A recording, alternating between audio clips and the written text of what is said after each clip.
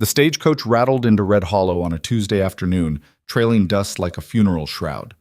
Eliza Hart climbed down with stiff legs and a stiffer resolve, her only possessions tied in a canvas bag that had seen better days. The Montana sun beat down on the town's single dirt road, where wooden buildings leaned against each other like drunks after closing time. She'd come here with nothing.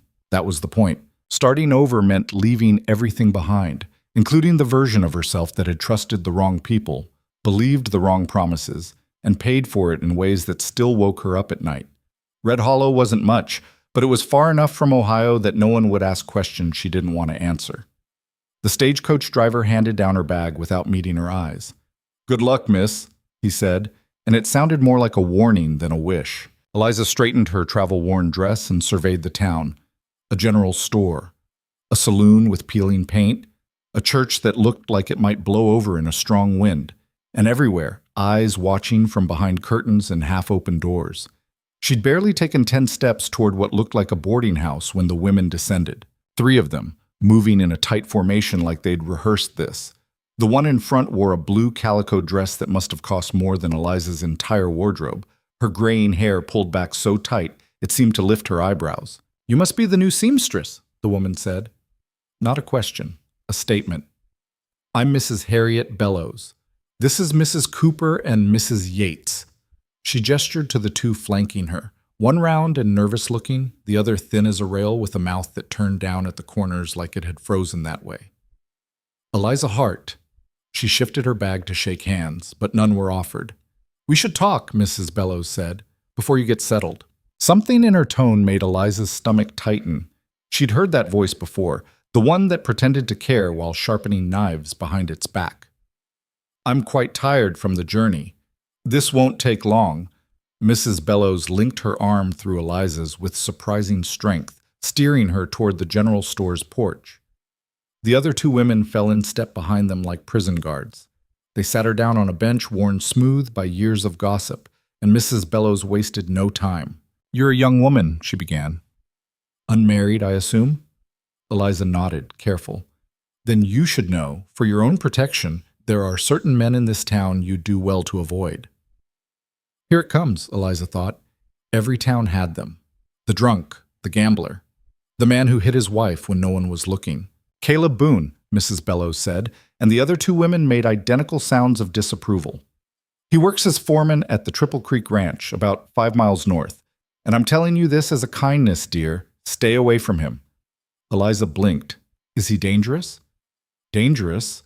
Mrs. Cooper, the round one, let out a nervous laugh. "Oh no, nothing like that. He's just not, well, not a real man," Mrs. Yates finished, her thin mouth barely moving. "If you understand my meaning." Eliza didn't, actually, but she was learning to recognize the particular venom that only women could inject into supposedly helpful advice. "I'm not sure I do understand," she said carefully.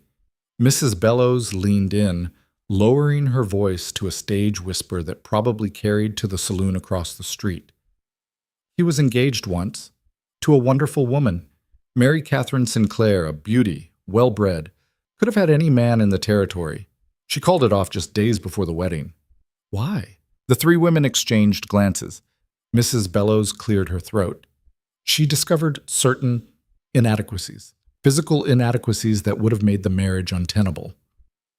It took Eliza a moment to parse through the Victorian euphemisms, and when she did, heat rushed to her face. "I see. Poor Mary Catherine was devastated," Mrs. Cooper added. "Absolutely devastated. Can you imagine discovering such a thing so late? She had to leave town entirely, went to live with her sister in Denver. The humiliation was too much." "And Caleb?" Eliza asked, surprising herself. Mrs. Yates sniffed. "He had the decency to keep working at the ranch. Hasn't caused any trouble. Keeps to himself mostly. But any woman who'd set her cap for him would be making a terrible mistake. We've seen a few try over the years, usually women new to town who don't know better. It never ends well." "We just thought you should know," Mrs. Bellows said, patting Eliza's hand with practiced sympathy. "A young woman alone needs to be careful about her reputation.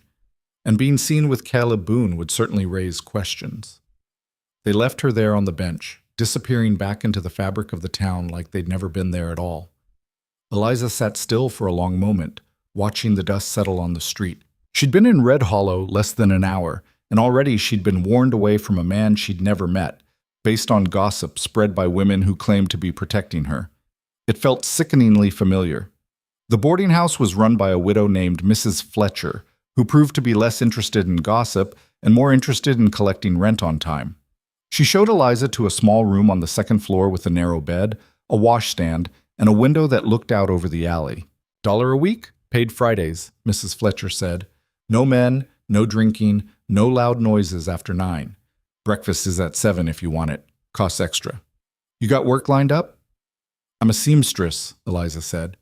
I was told there might be need for one here. Mrs. Fletcher grunted. There's need, all right.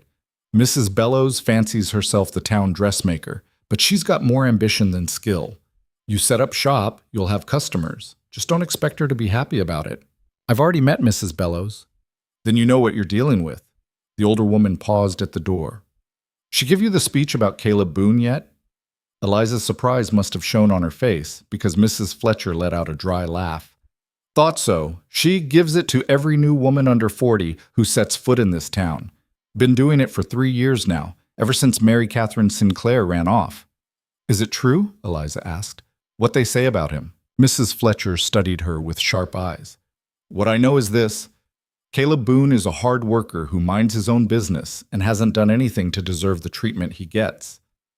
What I also know is that Mary Catherine Sinclair was a spoiled, vain girl who couldn't stand the thought of being a rancher's wife once she got a better offer. Make of that what you will. She left, closing the door behind her with a soft click. Eliza unpacked her few belongings, her mind churning. She'd learned young that the stories people told about others revealed more about the storytellers than the subjects. Mrs. Bellows and her friends had been too eager, too unified, too rehearsed. And there was something else, something that nagged at her like a splinter under skin. They'd warned her away from a man who, by all accounts, kept to himself and worked hard. Not a drunk, not a gambler, not a man who hurt women or started fights or caused trouble. Just a man they'd decided wasn't good enough. That night, lying in the unfamiliar bed, Eliza made a decision. Maybe it was spite. Maybe it was curiosity. Maybe it was because she'd spent too many years letting other people's judgments dictate her choices. Whatever it was, she decided she would see for herself. The Triple Creek Ranch sprawled across the northern valley like something out of a storybook. Eliza rode out on a borrowed horse 3 days after arriving in Red Hollow, following directions from Mrs. Fletcher, who'd raised an eyebrow but said nothing. The main house was impressive. 2 stories of whitewashed wood with a wide porch and actual glass in all the windows. Behind it stretched corrals, barns, and bunkhouses in various states of repair. Cattle dotted the distant hills like scattered seed. A man emerged from the barn as she approached, wiping his hands on his pants. He was older, gray-bearded, with the kind of weathered face that came from decades of outdoor work. "Help you, miss?" "I'm looking for Caleb Boone," Eliza said, trying to sound more confident than she felt. The man's expression shifted, surprise, then something like wariness. "He in some kind of trouble?" "No, I'd like to speak with him." The man studied her for a long moment. "You from town?" "I just arrived a few days ago." "Ah." Understanding crossed his face, followed by what looked like pity. For her or for Caleb, Eliza couldn't tell. "He's out checking fence line in the north pasture. Should be back around noon. You can wait in the main house if you want. Mrs. Patterson will give you coffee." "I'll wait here, thank you." She dismounted and tied her horse to the rail, settling onto a bench outside the barn. The old man lingered for a moment like he wanted to say something, then shook his head and went back to work. An hour passed, then another. Eliza watched the ranch hands come and go, noting how they eyed her with curiosity, but didn't approach. The sun climbed higher, and she was beginning to think she'd made a mistake when she heard hoofbeats. A single rider appeared over the rise, moving at an easy pace. Even from a distance, Eliza could tell this wasn't the casual posture of a man enjoying a ride. This was someone who'd been in the saddle since dawn and would be in it until dusk. As he drew closer, she got her first real look at Caleb Boone. He was tall, broad-shouldered, with dark hair that curled slightly at his collar. His clothes were work-worn but clean, his boots scuffed from stirrups and barn floors. There was nothing soft about him. His hands looked like they could bend iron, His jaw was set in a line that suggested he didn't smile often. But it was his eyes that caught her. They were careful eyes, guarded. The eyes of someone who'd learned not to expect much from people. He pulled up short when he saw her, his horse dancing sideways. For a moment he just stared, and Eliza felt heat creep up her neck. This had been a terrible idea. What was she going to say? "Hello, the town gossip sent me to verify whether you're actually deficient as a man. Can I help you?" His voice was deeper than she'd expected, rough around the edges like it didn't get used much for talking. Eliza stood. "Mr. Boone, my name is Eliza Hart.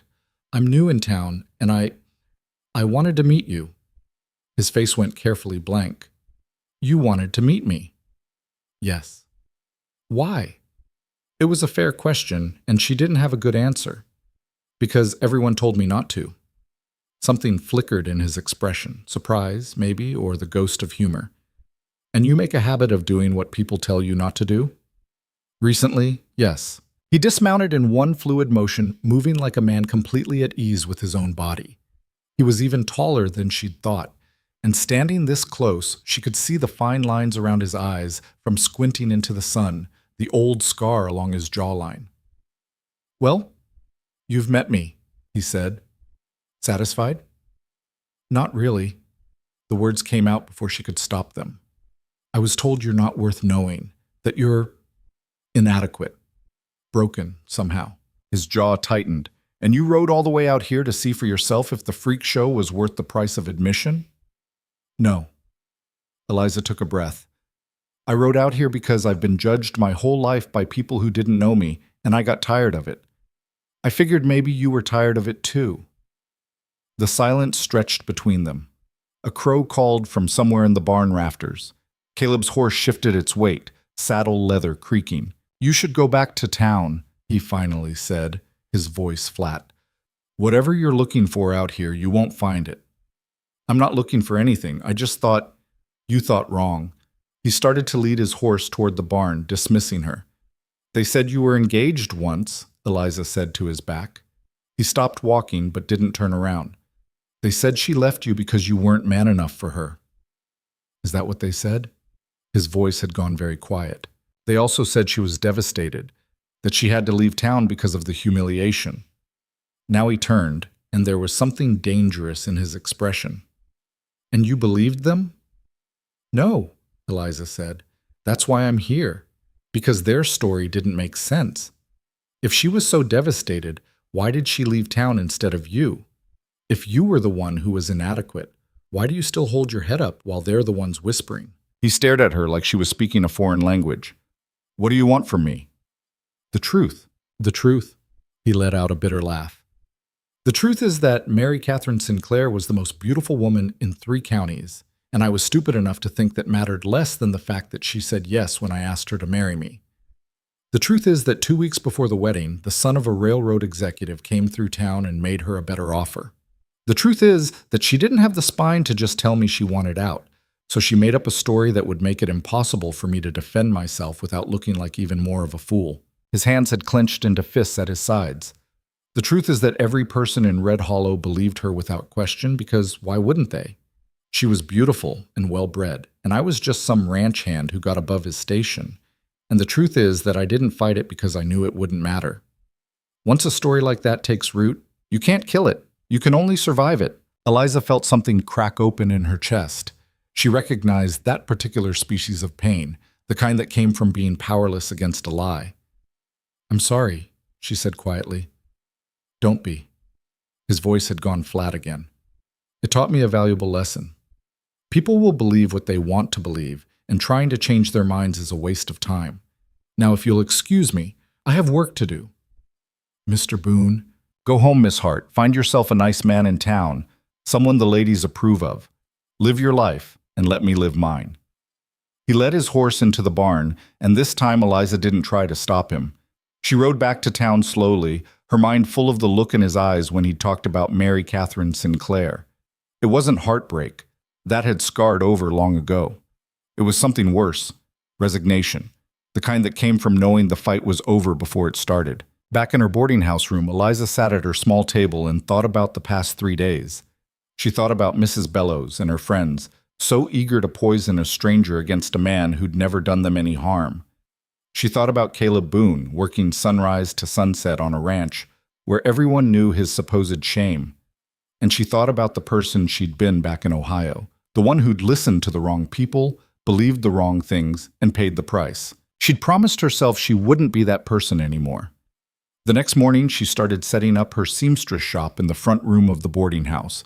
Mrs. Fletcher charged her an extra $1 a week for the privilege, but it was worth it to have her own space. Eliza hung her sign in the window, E. Hart, Dressmaking and Alterations. Within 2 days, she had her first customer, a rancher's wife who needed a dress taken in. Then another, a young girl who wanted something special for a dance. Word spread. Eliza was good at what she did, better than Mrs. Bellows, and she charged fair prices. But she also did something else. Every time someone mentioned Caleb Boone, and they always did like they couldn't help themselves, she refused to engage. When Mrs. Bellows came in for a fitting and started in on her usual warnings, Eliza simply said, "I've met Mr. Boone. He seemed perfectly fine to me."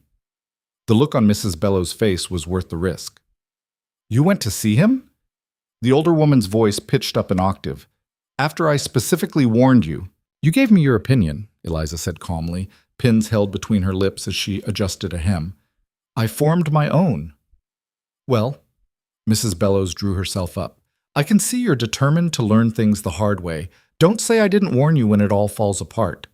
She left in a huff, and Eliza allowed herself a small smile. But the town noticed. Of course it did. Red Hollow ran on gossip the way a mill ran on water, and Eliza's refusal to condemn Caleb Boone was noted, discussed, and judged.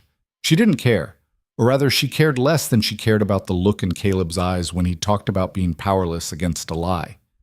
2 weeks after her first visit to the ranch, she rode out again. This time Caleb was in the corral, working with a young horse that was giving him hell.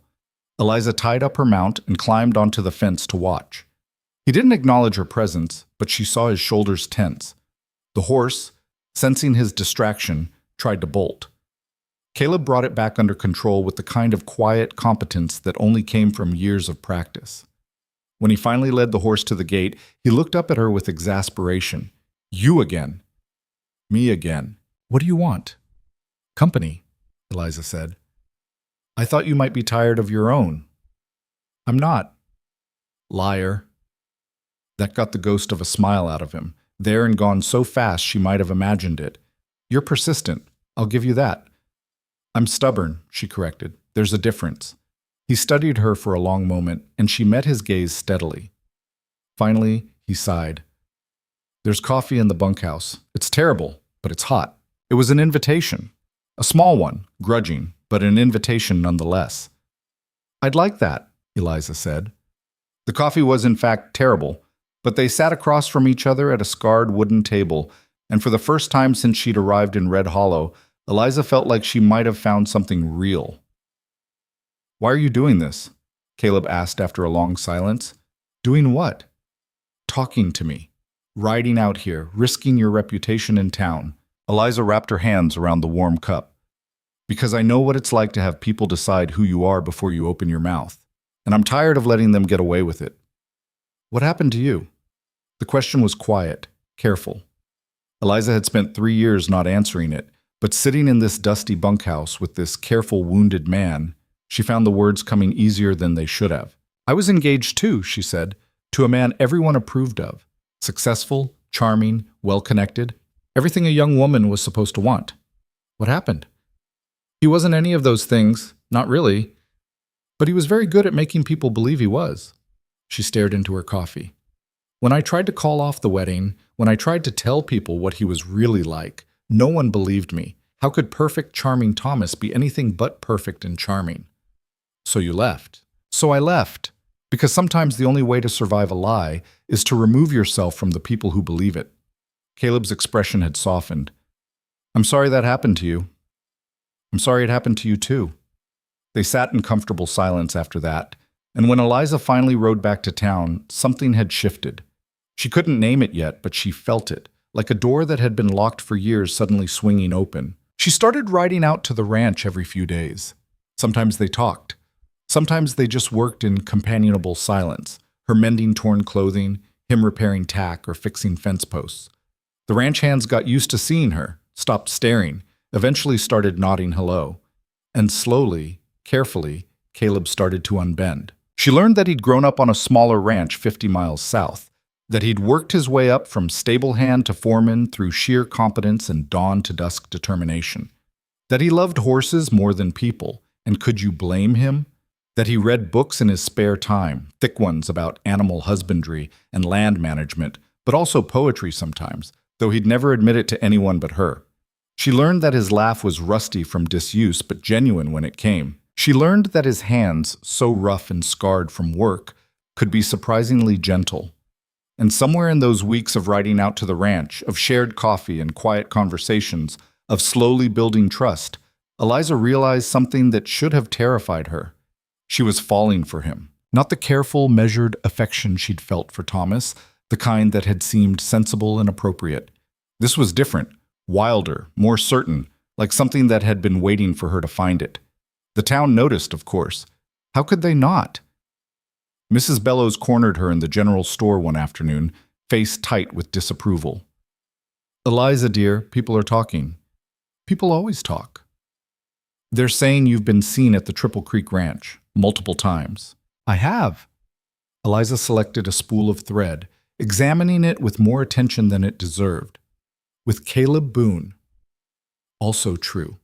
Mrs. Bellows lowered her voice. "What are you thinking, girl? Do you have any idea what this looks like?" Eliza set down the thread and met the older woman's eyes. "It looks like I'm visiting a friend." "That man is not suitable." "That man," Eliza interrupted, her voice quiet but firm, "is one of the finest people I've met in this town, and I'll thank you not to speak ill of him in my presence." Mrs. Bellows' face flushed red. "Well, I can see you're beyond reasoning with. Don't come crying to me when you realize your mistake." She swept out of the store, and Eliza let out a shaky breath. The storekeeper, Mr. Johansson, cleared his throat from behind the counter. "That'll cost you customers," he said neutrally. "Probably." "You sure about this?" Eliza thought about Caleb's careful eyes, his rusty laugh, the way he looked at her like she was something precious and unexpected. "Yeah," she said, "I'm sure." But being sure and being ready were different things. It was Caleb who brought it up first, on an afternoon when storm clouds were building over the mountains and the air tasted like rain. They were sitting on the porch of the bunkhouse, watching the light change, when he said, "You should stop coming out here." Eliza's heart dropped. "Why?" "Because it's not fair to you." He wasn't looking at her, his gaze fixed on the horizon. "You're building a business in town, making a life, and every time you come out here, you're damaging your reputation with the people who matter. They don't matter. They're your customers. Not all of them. Enough of them." He finally looked at her, and there was pain in his expression. "I won't be the reason you fail, Eliza. I won't be another thing people use to judge you." "You're not." "I am. You know I am." He stood, paced to the edge of the porch. This was nice, having someone to talk to. But it needs to end before it costs you more than it's worth. Eliza stood too, anger flaring in her chest. "Don't I get a say in what I'm willing to risk? Not when you don't understand what you're risking." "I understand perfectly. I understand that this town would rather cling to a lie than admit they were wrong about you. I understand that they'll judge me for refusing to join their crusade of gossip. And I understand that if I walk away from you to make them happy, I'll regret it for the rest of my life." Caleb turned to face her, something raw and desperate in his expression. "Why? Why does it matter so much?" "Because it does." The words came out fiercer than she intended. "Because I spent 3 years running from the last time I let other people's opinions matter more than my own judgment. Because you're good and decent and honorable, and you deserve to have someone see that. Because—" She stopped, the words catching in her throat. "Because what?" His voice had gone very quiet. "Because I love you," she wanted to say. "Because somewhere between terrible coffee and fence mending and conversations about nothing and everything, you became the best part of my day. Because when I'm with you, I feel like myself in a way I haven't in years. But those words were too big, too soon, too dangerous." "Because you matter to me," she said instead. "And I don't care who knows it." The first drops of rain started falling, fat and heavy. Thunder rumbled in the distance. Caleb crossed the space between them in 2 strides. He stopped just short of touching her, his hands hovering uncertainly like he'd forgotten how to reach for someone. "I'm not what you think I am," he said roughly. "I'm not some tragic hero waiting to be saved. I'm just a man who got burned and learned to keep his distance. I know. I can't promise you anything. Not an easy life, not social standing, not— I don't want easy," Eliza said. "I want real." The rain was falling harder now, but neither of them moved. Caleb searched her face like he was looking for proof of a lie, some sign that she didn't mean what she was saying. Whatever he saw there made something in him finally break. He kissed her like a drowning man finding air, desperate and grateful and terrified all at once. Eliza rose up on her toes to meet him, her hands fisting in his shirt, rain soaking through both their clothes. When they finally broke apart, both breathing hard, Caleb rested his forehead against hers. "This is a mistake," he said, but his arms were around her waist, holding her close. "Probably. The town will make your life hell. Let them try." He pulled back just enough to look at her, rainwater dripping from his hair. "You're sure?" Eliza thought about the women who'd warned her against him, about Mrs. Bellow's disapproving face, about the whispers and sidelong glances she'd already been getting. She thought about Thomas and Ohio and the person she'd been who'd cared too much what others thought. "I've never been more sure of anything," she said. And there, on a bunkhouse porch in the pouring rain with a town full of gossips waiting to judge them, Eliza Hart made a choice that would change both their lives. She chose truth over rumor. She chose the man everyone had dismissed. She chose love, and damn the consequences. The rain stopped sometime after midnight, but Eliza didn't go back to town until morning. They sat in the barn while the storm raged outside, talking until their voices went hoarse, until the words ran out and only silence remained, the kind that felt comfortable instead of awkward. Caleb saddled her horse at dawn, his movements careful and deliberate. He didn't ask her to stay longer, and she didn't offer. They both knew what was waiting for her back in Red Hollow. "You don't have to do this," he said one more time as she mounted up. Eliza looked down at him, at the worry etched into the lines around his eyes. "Yes, I do." "Why?" "Because if I don't, they win, and I'm tired of letting the wrong people win." She rode back through the early morning mist, her clothes still damp, her hair a mess, and when she passed the first houses on the edge of town, she saw the curtains twitch. By the time she reached the boarding house, at least a dozen people had gotten a good look at her doing what folks in Red Hollow would call a walk of shame. Mrs. Fletcher was waiting on the porch, coffee cup in hand, face unreadable. "You know the whole town's going to be talking by breakfast," the older woman said. "I know." "You sure about what you're doing?" Eliza dismounted, tying her horse to the rail with hands that weren't quite steady. "Mrs. Fletcher, I've never been sure about much in my life, but I'm sure about him."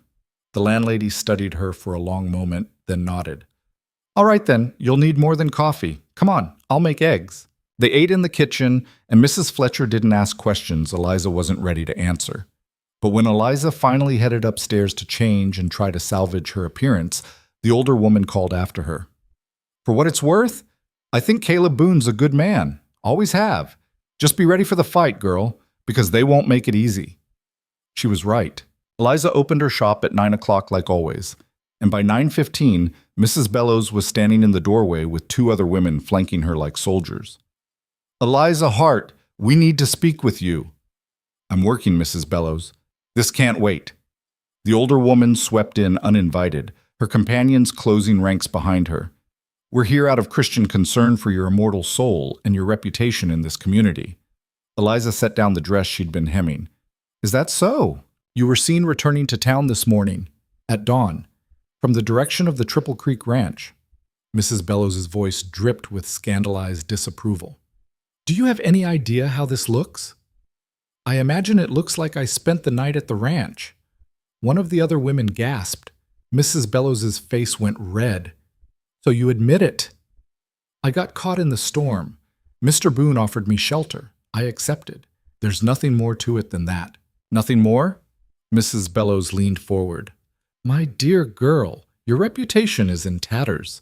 No decent man in this town will consider you now. You've thrown away your future for a dalliance with a man who isn't even capable of— Stop. Eliza's voice cut through the room like a knife. I'm going to say this once, and I want you to listen carefully. What happens between Caleb Boone and me is none of your business. What I do with my time is none of your business. And if you ever speak about him that way in my presence again, you can find yourself another seamstress. The silence that followed was absolute. Mrs. Bellows drew herself up to her full height. Well, I can see where your loyalties lie. Don't expect sympathy when this all falls apart. And don't expect my patronage anymore. I won't. The three women left in a flurry of skirts and indignation. Eliza's hands were shaking, but she felt oddly calm. She'd expected this. Maybe even wanted it, the chance to draw a line in the sand and see who'd cross it. The answer came faster than she anticipated. By noon, 3 customers had canceled their orders. By evening, 2 more. Mrs. Cooper came by personally to collect a dress she'd commissioned, her face apologetic but firm.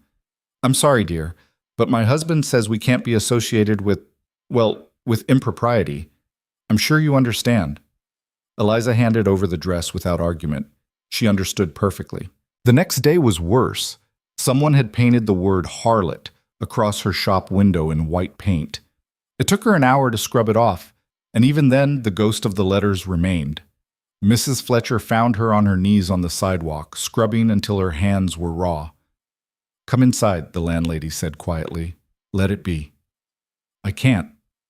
You can't win this fight with soap and water. Eliza sat back on her heels, looking at the smeared paint. Then how do I win it? You don't. You outlast it. That night, Eliza counted her remaining commissions. 4 dresses, 2 alterations. Enough work to last maybe 2 weeks if she stretched it. After that, she'd need new customers, and new customers weren't exactly lining up. She could leave, pack her bags, find another town, start over again.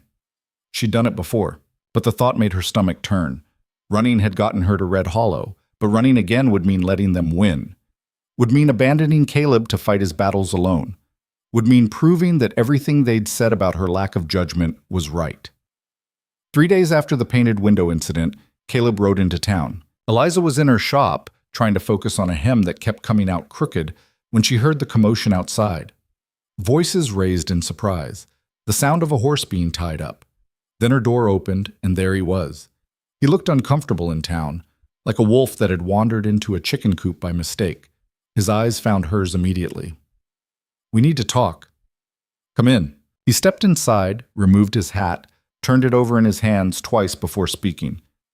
I heard what happened. The window. The customer's leaving. News travels fast. Red Hollow's a small town. He paused. This is my fault. It's not. It is. I should have known better. Should have sent you home that first day you rode out to the ranch. Should have— Caleb. She set down her sewing. If you came here to tell me we should stop seeing each other, you can save your breath. I came here to tell you I'm sorry. That you deserve better than this. Better than what? A man who works hard and treats me with respect? A man who doesn't lie or cheat or pretend to be something he's not? She crossed her arms. Because I tried better once, and it nearly destroyed me. He flinched. That's not what I meant. Then what did you mean? Caleb looked around the shop, at the empty chair where customers used to wait, at the shelf where bolts of fabric sat untouched, at the window still faintly marked by hatred.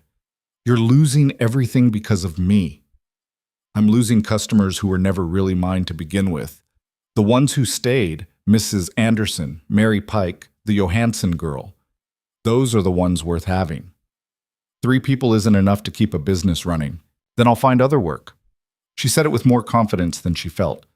I'll clean houses, I'll take in laundry, I'll do whatever it takes. Why? The question burst out of him like it had been building pressure for days. Why are you fighting so hard for this? For me? Eliza crossed the space between them, took his hat from his restless hands and set it on the counter.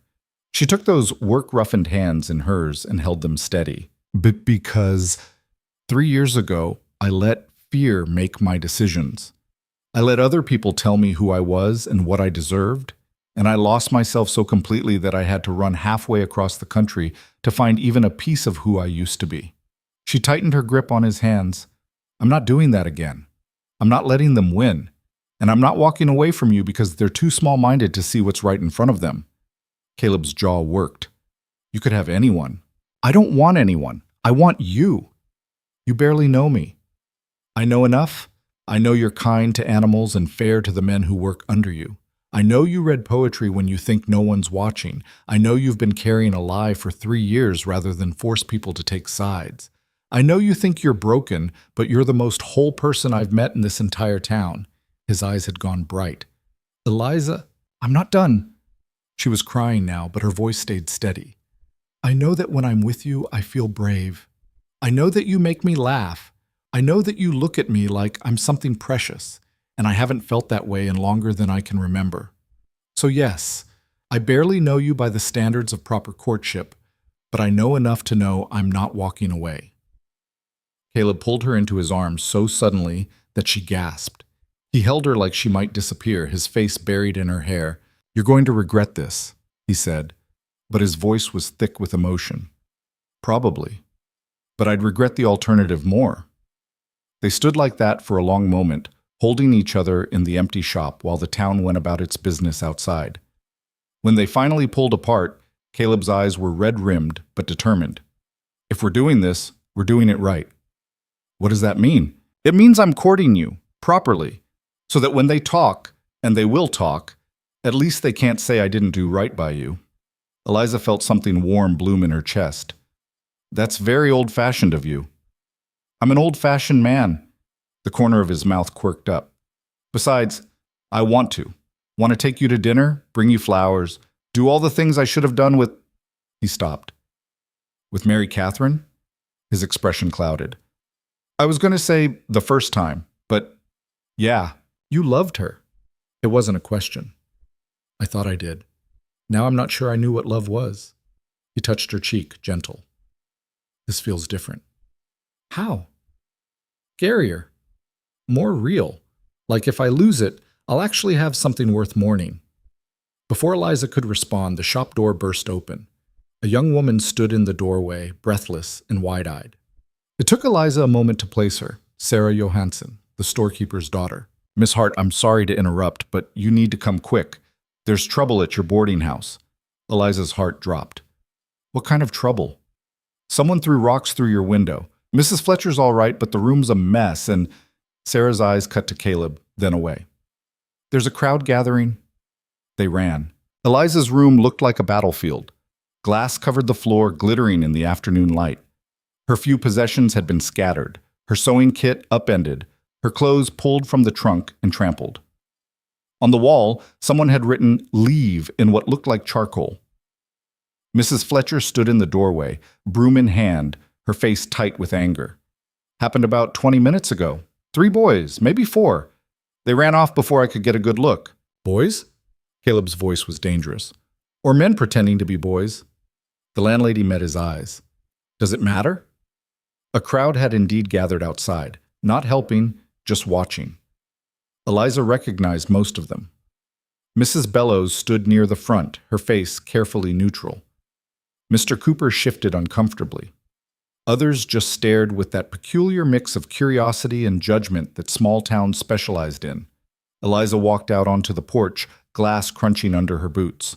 Well, she said loudly enough for everyone to hear, I hope you all enjoyed the show. Mrs. Bellows stepped forward. This is what comes of flagrant disregard for decent behavior, Eliza. Perhaps now you'll see reason. Something in Eliza snapped. Reason? You want to talk to me about reason? She descended the steps, and the crowd actually backed up. I've been in this town less than 2 months. In that time, I've opened a business, paid my rent on time, and bothered exactly no one. My crime, my only crime, is refusing to participate in your campaign of cruelty against a good man. That man has done nothing to you, Eliza's voice rang out. He works hard, minds his business, and has never hurt anyone. But you can't stand it, can you? Can't stand that he didn't collapse under the weight of your gossip. Can't stand that someone might actually see through your lies. You don't know what you're talking about, Mrs. Bellows said, but her voice wavered. Don't I? Let me ask you something. Have any of you actually spoken to Caleb Boone? Asked him his side of the story? Or did you just swallow whatever Mary Catherine Sinclair fed you because it was easier than thinking for yourselves? The crowd shifted uncomfortably. No one met her eyes. That's what I thought. Eliza looked at each of them in turn. You destroyed a man's reputation based on the word of a woman who left town the moment she got a better offer. You've spent 3 years punishing him for having the audacity to survive your judgment, and now you're punishing me for refusing to join in. We're trying to protect you, someone called from the back. From what? From happiness? From respect? From a man who actually treats me like an equal? Eliza laughed, bitter. I don't need your protection. What I need is for you to leave me alone. She turned to go back inside, then paused. And for the record, Caleb Boone asked me to marry him 2 days ago. I said yes, so you might as well get used to seeing us together because I'm not going anywhere. The lie came out so smoothly that even Eliza almost believed it. She could feel Caleb's shock from where he stood on the porch, but she didn't dare look at him. The crowd erupted in whispers. Mrs. Bellows looked like she'd been slapped. You can't be serious. Completely serious. We'll be married within the month. Eliza met the older woman's eyes. Unless you plan to throw rocks through the church windows, too? She went inside before anyone could respond, her legs shaking so badly she had to grab the doorframe for support. Caleb followed her into the hallway, out of sight of the dispersing crowd. What the hell was that? His voice was low, urgent. That was me taking control of the narrative. By lying about being engaged? It wasn't entirely a lie. Eliza faced him. You said you wanted to court me properly. Well, proper courtship in a town like this leads to marriage. I just skipped ahead to the inevitable part. Eliza, unless you've changed your mind, unless this was all too much, too fast, too... He kissed her, hard and desperate and absolutely certain. When they broke apart, both breathing hard, Caleb rested his forehead against hers. You're insane. Probably. We've known each other less than 2 months. I know. The whole town thinks I'm deficient as a man. They're wrong. This could blow up in our faces. It probably will. Eliza pulled back enough to look him in the eyes. But I meant what I said out there. I'm not running. And if getting married is what it takes to prove that, then let's get married. Caleb stared at her like she'd grown a second head. You're serious. Completely serious. Her heart was pounding. Unless you don't want to. It's not about want. He ran a hand through his hair, agitated. It's about... Christ, Eliza, I can't ask you to tie yourself to me based on a lie, based on what some vindictive woman said 3 years ago. You're not asking. I'm offering. She took his hand. And for the record, I don't care what Mary Catherine said. I care what I've seen, what I know. And I know that you're the best thing that's happened to me since I stepped off that stagecoach. This is crazy. So let's be crazy together. He looked at her for a long moment, searching her face for something. Doubt, maybe, or regret. Whatever he found there made his expression soften. You really want this? I really want this, even knowing what it'll cost you? Especially knowing that. Eliza squeezed his hand. Because the alternative is living the rest of my life wondering what if. And I'm done with wondering. Caleb pulled her close again, his arms solid and warm around her. Okay. Okay, let's do it. Let's get married and scandalize the whole damn town. He laughed, the sound startled and genuine. They already think we're terrible. Might as well give them something to actually be scandalized about. Eliza felt giddy, reckless, terrified, and absolutely certain all at once. How fast can we make this happen? There's a 3-day waiting period after posting bans, so a week, maybe? A week. She tested the words. 1 week, and I'll be Mrs. Caleb Boone. You can keep your own name if you want. I want your name. The admission came out fierce. I want everyone in this town to know exactly who I chose and why I chose him. He kissed her again, softer this time. You're going to regret this. Stop saying that. I'll stop when I stop believing it. They spent the rest of the afternoon cleaning up Eliza's room. Mrs. Fletcher helped, grumbling about damn fool teenagers and small-minded busybodies. The window would need replacing, but the landlady said she'd handle it. Consider it my wedding gift, she said dryly, since I doubt you'll be getting many of those. She was right. When word spread about the engagement, and it spread fast, the town's reaction was exactly what Eliza had expected. Shock. Disapproval. Barely concealed glee at the prospect of watching it all fall apart. But there were surprises too. Sarah Johansson came by that evening with a basket of bread and preserves. From my mother, she said shyly.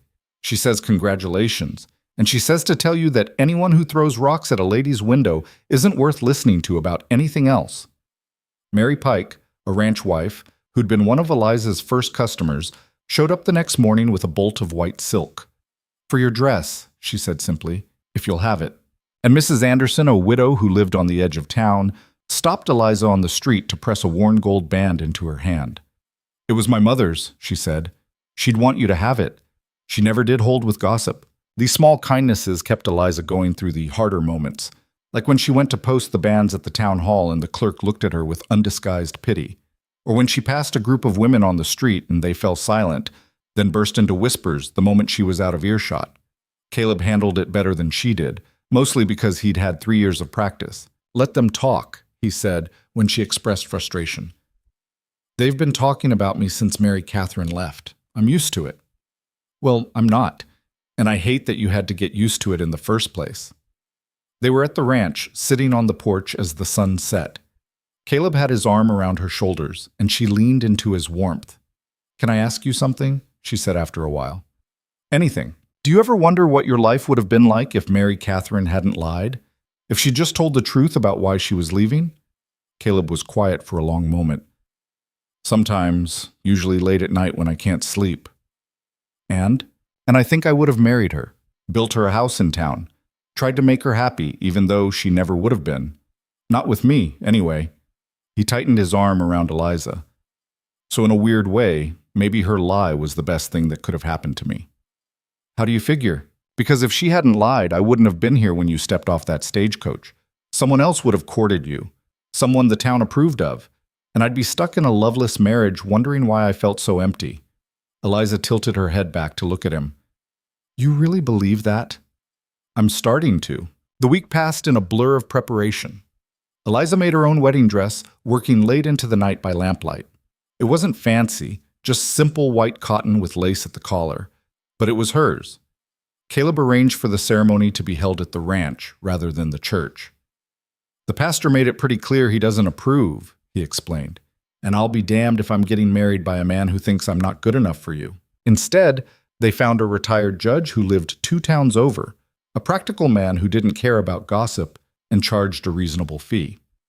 The night before the wedding, Eliza lay awake in her repaired room, listening to the sounds of Red Hollow settling in for the night. Tomorrow, everything would change. Tomorrow, she'd be married to a man she'd known for less than 2 months, a man the entire town had written off as inadequate. Tomorrow, she'd prove them all wrong. Or she'd make the biggest mistake of her life. The uncertainty should have terrified her. Instead, she felt oddly calm. She thought about Caleb's careful hands and honest eyes. She thought about the way he listened when she talked, really listened, instead of just waiting for his turn to speak. She thought about how he made her feel brave and reckless and absolutely certain. And she knew, with a clarity that cut through all the doubt and fear and what-ifs, that she was making the right choice, even if no one else could see it yet. The morning of the wedding dawned clear and cold, the kind of Montana autumn day where frost painted the grass silver and your breath came out in clouds. Eliza woke before sunrise, her stomach a knot of nerves and anticipation. Mrs. Fletcher knocked on her door at 6 with coffee and toast she couldn't eat. You look green, the landlady observed. Second thoughts? Third and fourth thoughts, too. Eliza wrapped her hands around the warm cup. But I'm still doing it. Good. That man needs someone stubborn enough to match him. Mrs. Fletcher set down a small package wrapped in brown paper. This came for you last night. No name on it. Inside was a delicate veil of cream-colored lace, clearly old and just as clearly expensive. No note, no indication of who'd sent it. Eliza held it up to the light, watching dust motes dance through the intricate pattern. Someone in this town doesn't hate you, at least, Mrs. Fletcher said, or they feel guilty for what they've done, and this is their apology. Eliza folded the veil carefully. Either way, I'll wear it. Getting dressed took longer than it should have. Her hands shook as she buttoned the simple white dress she'd made, and twice she had to redo the lacing on her boots because she pulled too tight. The veil settled over her hair like a blessing from someone too ashamed to give it openly. She looked at herself in the small mirror above her washstand. The woman staring back looked older than 24, her eyes shadowed but determined. not a bride glowing with innocent joy, more like a soldier preparing for battle, which wasn't far from the truth. Mrs. Fletcher drove her to the ranch in a borrowed wagon, neither of them speaking much. As they approached, Eliza could see that Caleb had tried to make the place look festive. Someone had swept the yard. Flowers, late-season wildflowers, probably picked at dawn, decorated the porch railings. A handful of people had gathered, Mary Pike and her husband, the Johansons, Mrs. Anderson, maybe 15 people total, which seemed like a lot until Eliza remembered that Red Hollow had a population of over 300. Caleb stood on the porch in clothes she'd never seen him wear. Dark pants, a white shirt that looked new, a vest that fit him perfectly. His hair was combed back, though one piece had already escaped to curl over his forehead. He looked terrified and determined in equal measure. Their eyes met across the yard, and something in Eliza's chest loosened. This was right. Whatever happened next, this moment was right. The judge was a weathered man named Harrison, who'd seen enough of life not to judge anyone else's choices. He positioned them on the porch, opened a worn book, and got straight to business. We're here to join Caleb Boone and Eliza Hart in matrimony. Anyone here has objections, speak now or forever hold your peace. The silence stretched out. Eliza half expected someone to come riding up the road screaming objections, but the only sound was wind rustling through the cottonwoods and a crow calling from the barn. Right then, Judge Harrison cleared his throat. Caleb, do you take this woman to be your lawfully wedded wife, to have and to hold from this day forward, for better or worse, for richer or poorer, in sickness and in health, till death do you part? Caleb's voice came out steady. I do. And Eliza, do you take this man to be your lawfully wedded husband, to have and to hold from this day forward, for better or worse, for richer or poorer, in sickness and in health, till death do you part? This was it, the point of no return. Behind her, she could feel the weight of the town's expectations, the bets they'd placed on how fast this marriage would collapse, the whispered predictions of disaster. I do. The rings, if you have them. Caleb produced 2 simple gold bands from his pocket. His hand trembled slightly as he slid the first one onto Eliza's finger. She did the same for him, the metal cool against his work-roughened skin. Then by the power vested in me by the territory of Montana, I pronounce you husband and wife. You may kiss your bride. Caleb hesitated just for a moment, like he still couldn't quite believe this was happening. Then he cupped her face in his hands and kissed her with a tenderness that made her throat tight. The small crowd applauded politely. It wasn't the celebration most brides dreamed of. No elaborate reception, no champagne, no crowd of well-wishers. Just a handful of loyal friends and a man who looked at her like she'd hung the moon. It was enough. The ranch hands had prepared food in the bunkhouse. Simple fare, beef and potatoes and bread, but plenty of it. People ate and made awkward small talk, carefully avoiding any mention of the absent majority of Red Hollow. Mary Pike pulled Eliza aside while Caleb was distracted by one of the ranch hands. I know this isn't what you imagined for your wedding day, the older woman said quietly. But for what it's worth, I think you're doing the right thing. My Henry and I, we got married against our family's wishes. 40 years later, I've never regretted it once. Did it get easier with the families? Eventually. Some of them came around, some never did. But that was their loss, not ours. She squeezed Eliza's hand. The people who matter will see the truth eventually. The ones who don't, well, they were never worth having in your life anyway. As the afternoon wore on and the guests started leaving, reality began to settle in. She was married to a man she'd known for 6 weeks, a man the entire town believed was fundamentally broken. And tonight, she'd find out if they were right. The thought sent ice through her veins. Caleb must have seen something in her expression because he came over immediately. You all right? Just tired. Liar. But he said it gently. He offered his arm. Come on. I want to show you something. He led her away from the main ranch buildings, up a small rise where wildflowers still grew in defiant patches.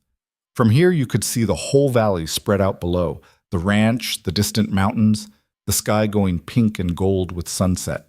I used to come up here when the gossip got too loud, Caleb said. Reminded me that the world was bigger than Red Hollow and its small minds. It's beautiful. So are you. He said it simply, like a fact. Then he turned to face her fully. Eliza, I need you to know something before we go any further. Her heart started pounding. What? Everything they said about me. About Mary Catherine leaving because I wasn't adequate. He took a breath. It's not true. It was never true. She made it up because she couldn't admit she was leaving me for money and status. But I need you to hear it from me, not discover it on your own and think I deceived you. Relief and anger flooded through Eliza in equal measure. Relief that her instincts had been right. Anger at the cruelty of the lie. Why didn't you defend yourself? Why did you let everyone believe it? Because how do you defend against something like that without making it worse? If I'd stood up in the middle of town and announced that I was perfectly capable, that Mary Catherine was lying, who would have believed me? The rejected ranch hand or the beautiful, heartbroken girl? He shook his head. I made a calculation. Fighting would have meant dragging it out, making it bigger, so I kept my head down and waited for people to forget. But they didn't forget. No, they didn't. He took her hands. I should have told you before you married me. You deserved to know what you were walking into. Eliza studied his face, the worry lines, the guarded hope, the fear of rejection he was trying so hard to hide. You're right. I deserved to know. His expression fell. But I already knew. She smiled at his confusion. Not the specific details, but I knew the story didn't make sense. I knew that if you were really as broken as they claimed, you wouldn't have the confidence you do, wouldn't carry yourself the way you do, wouldn't meet my eyes the way you do. You took a hell of a gamble. So did you. You married a woman who showed up in town with nothing, who made enemies in her first week, who pushed herself into your life despite every warning to stay away. She stepped closer. We both took a gamble. Maybe it's time we found out if it paid off. Something shifted in his expression, the guard dropping, the careful distance dissolving. He kissed her like he'd been holding back before, like now that she was truly his wife, he could finally let himself want her without reservation. When they broke apart, both breathing hard, Caleb rested his forehead against hers. I built us a house. What? Over the past week. Well, the frame of one anyway, behind the main barn. I figured we'd need our own place and I couldn't exactly bring you to the bunkhouse. He laughed nervously. It's not much yet. Just 4 walls and a roof, but it's ours. Eliza felt tears prick her eyes. You built me a house. Built us a house. There's a difference. He showed her as the sun set. A small structure, raw wood still smelling of sawdust, with a stone fireplace and windows that actually closed. Inside was a bed frame he'd clearly made himself, a table, 2 chairs, and not much else. I know it's not fancy, Caleb started, but Eliza cut him off. It's perfect. And it was. Because it was theirs. Because he'd built it with his own hands while the town whispered about what a mistake she was making. Because it represented a future neither of them had been sure they'd have. That night, alone in their unfinished house with a fire crackling in the hearth, Eliza learned the full extent of Mary Catherine Sinclair's cruelty. The lie hadn't just been malicious. It had been comprehensive, designed to destroy not just Caleb's reputation but his very sense of self-worth. And for 3 years, he'd carried it alone. But he wasn't alone anymore. As dawn broke over the ranch the next morning, Eliza woke in her husband's arms and knew with absolute certainty that she'd made the right choice. The town could whisper all it wanted. The gossips could place their bets on how long the marriage would last. None of it mattered. What mattered was this: a man who'd built her a house with his own hands, who looked at her like she was something precious, who'd survived 3 years of cruelty with his integrity intact. What mattered was that she'd chosen truth over rumor, courage over comfort, love over the approval of people she'd never respect. The first few days of marriage settled into a rhythm. Caleb worked the ranch from dawn to dusk, and Eliza divided her time between finishing their house and trying to salvage her seamstress business. The latter proved nearly impossible. Her remaining customers dwindled to just Mrs. Anderson and Mary Pike, neither of whom needed more than occasional work. She tried not to let it bother her, but money was getting tight. I can take in laundry, she told Caleb one evening as they ate dinner at their small table, or I could help out at the general store. Mr. Johansson mentioned he might need someone. You're not taking in laundry. Caleb's voice was firm. And you're not begging Johansson for work you're overqualified for. Then what do you suggest? We can't live on your wages alone, not if we want to actually finish this house. He was quiet for a moment, pushing food around his plate. The ranch owner, Mr. Patterson, He's talking about retiring, wants to sell the place to someone who knows it, who can run it properly. To you? Maybe, if I can come up with the down payment. He met her eyes. It would mean taking on debt, real debt, and there's no guarantee I could make it profitable enough to pay it back. Eliza reached across the table to take his hand. Tell me what you need. About $2,000 for the down payment.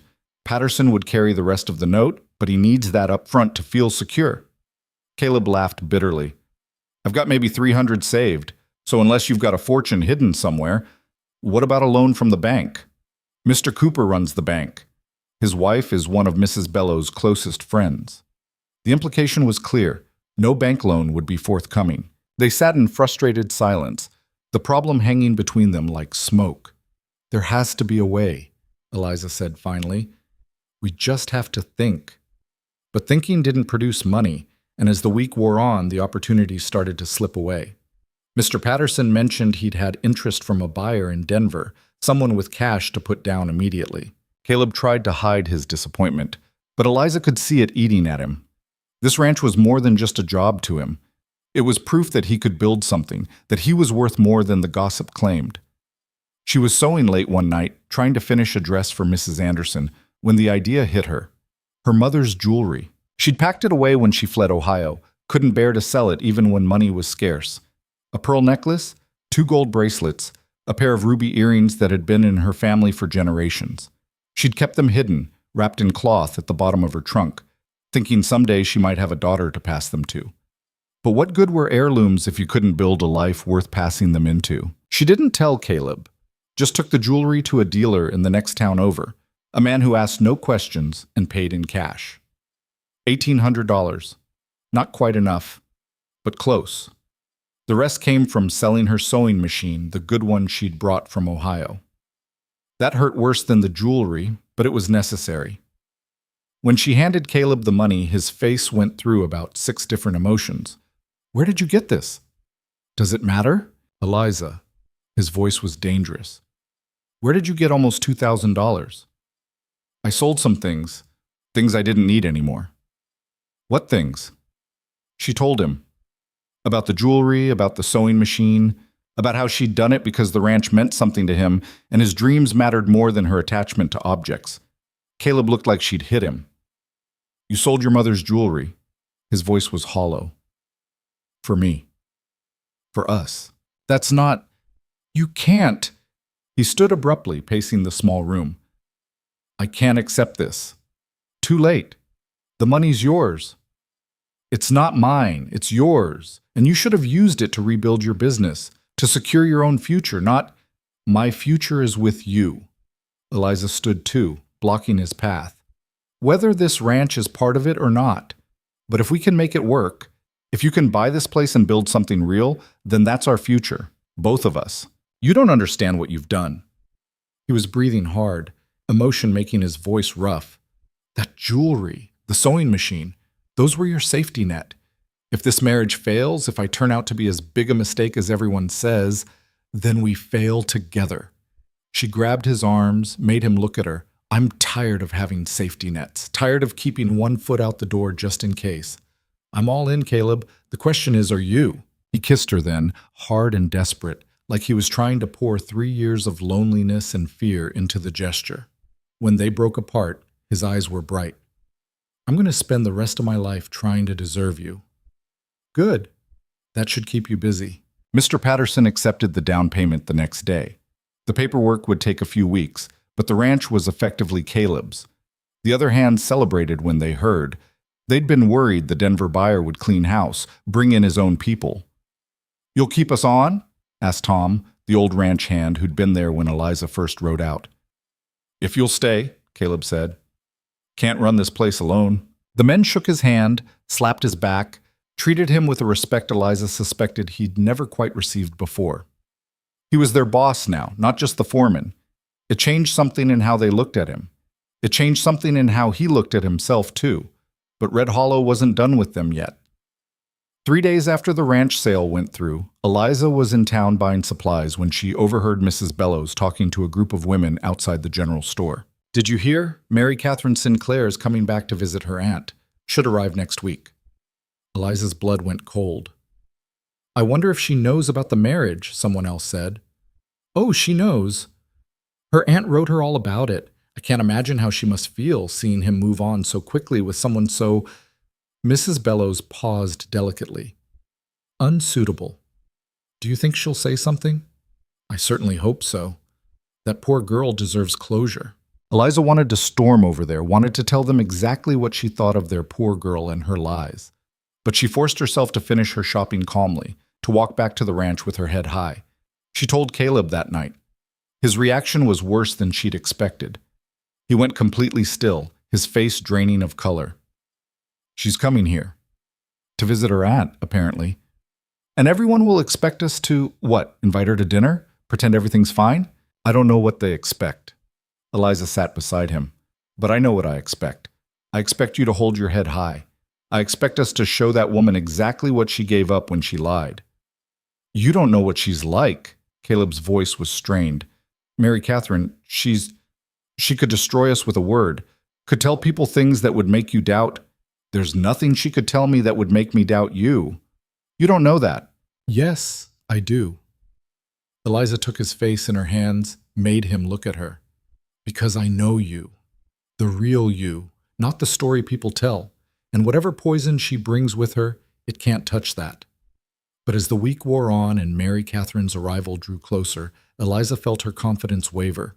What if the woman was as beautiful and charming as everyone said? What if she had some new lie, some fresh ammunition? What if Caleb, seeing her again, remembered why he'd loved her in the first place? The doubts crept in late at night, whispering their poison. Mary Catherine Sinclair arrived on a Thursday afternoon in a private carriage, dressed in clothes that probably cost more than Eliza made in a year. Word spread through town within the hour. Eliza was at the ranch when Caleb came to find her, his face grim. She's asking to see me. Sent a message through her aunt. He handed Eliza a note written in elegant script. Says she wants to apologize, make amends. Do you want to see her? No. But if I refuse, it'll look like I'm afraid, like I have something to hide. Eliza read the note. The words were perfectly crafted, expressing regret and asking for forgiveness. But something about the tone felt off, too practiced, too calculated. Then we'll see her together, Eliza said. You don't have to. We're married. We do this together. They met Mary Catherine at her aunt's house the next afternoon. Eliza had dressed carefully, not trying to compete with the other woman's obvious wealth, but making sure she looked like someone who belonged at Caleb's side. Mary Catherine was everything Eliza had feared. Beautiful in a way that seemed almost unreal, with perfect blonde curls and blue eyes that dominated her face. She moved with practiced grace, and when she spoke, her voice had a musical quality that probably enchanted every man who heard it. But Eliza noticed other things too. The way her smile didn't quite reach her eyes. The way she assessed Caleb like he was a horse she was considering purchasing. The way she completely ignored Eliza for the first 5 minutes, as if wives were beneath her notice. Caleb, Mary Catherine extended her hand like she expected him to kiss it. It's been too long. Mary Catherine. He shook her hand briefly, then stepped back to put his arm around Eliza's waist. This is my wife, Eliza. Yes, I heard about your marriage. The pause was deliberate, calculated to wound. How brave of you both. Brave? Eliza kept her voice pleasant. I'm not sure I follow. Well, marrying so quickly, with so little acquaintance, and given Caleb's history. Mary Catherine's eyes widened innocently. Oh, but I suppose he told you all about that. He told me you left him 2 weeks before the wedding for a railroad executive's son, Eliza said calmly, and that you made up a lie to cover your own shame at breaking your word. The room went absolutely silent. Mary Catherine's aunt, who'd been hovering in the doorway, made a small choking sound. I beg your pardon? Mary Catherine's voice had gone cold. You heard me. Eliza met her eyes steadily. You lied about why you broke your engagement. You destroyed his reputation to protect your own. And you've let that lie stand for 3 years while a good man suffered the consequences. How dare you? How dare I? Eliza laughed. How dare you show up here expecting forgiveness for something you've never once apologized for honestly?